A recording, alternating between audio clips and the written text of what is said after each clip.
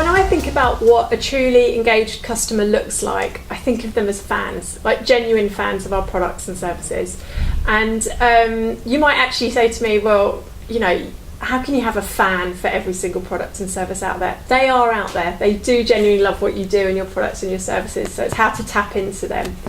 And we define a fan in three ways. One is around kind of usage. And so we mean depth usage. So they're living, breathing, using your product every day. They know the features. They know what they love. So usage is a core part of them being a fan. The next bit is the love that they have for your product or your service. They tell you the features that they really like, the features that they want to see, and there's a genuine passion there around your product and your service. And then that's all well and good that they're using your product and they love it, but the third part of what defines a fan is that advocacy piece. So how much are they talking about your product and your service? If they're not going to talk about you, then it's great that they're still a fan, but you really want to boost them so that they're actively, giving word of mouth recommendations for your products. And there's a great Nielsen report that showed that 92% of people bought a product based on a customer recommendation. So word of mouth is so powerful. So really encourage SMBs to think about social proof, get customer case studies, get great quotes from your biggest fans talking about how much they love your product, and encourage them to talk about you and share the great stuff that your product and your service provides to their fans and their friends. So that's what a truly engaged customer looks like to me.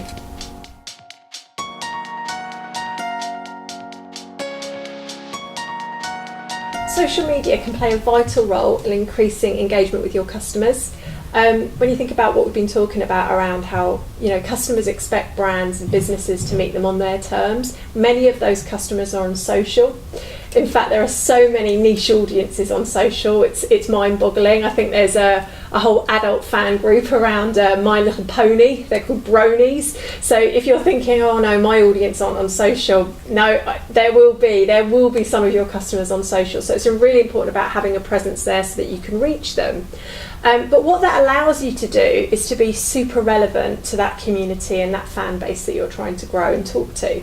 In fact, there's a great book by Chris Anderson called The Long Tail, and it talks about hyper relevance and those niche communities and how you can appeal to them. So social can really help you drive relevance, which will lead to better conversion. And one of the things I wanted to mention was, social can do a great job of driving people to your site, to your website presence. Think about tailored landing pages. Think about how you think about that customer journey past social, so that you can make it really relevant to why they've even got to your site in the first place, to help push them down that purchasing funnel.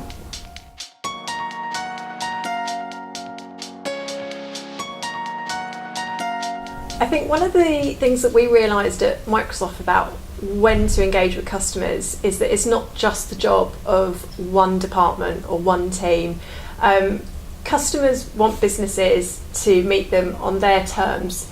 And so it's not just one team's role to think about how they engage with that customer.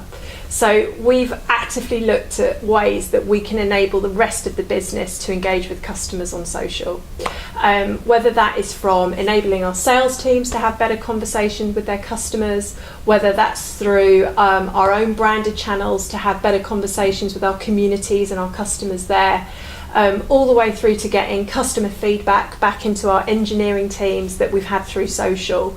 So it really is around, don't think, well, it's one person's job to look after social. Actually, all the employees around the business can help engage with customers at any moment in time. And so it's about how you equip them with the skills and knowledge to be confident on social when talking about your products and services. So we actually run quite a big social coaching and mentoring sessions at one-to-one for all the different teams around the business, whether they sit in sales, whether they're in HR. It just really means that we can have much better conversations with our customers throughout the organisation on their terms, and that it's not just the job of one department. So that would be my biggest learning, is how to infuse social throughout the organisation and sort of drive that transformation for us at Microsoft.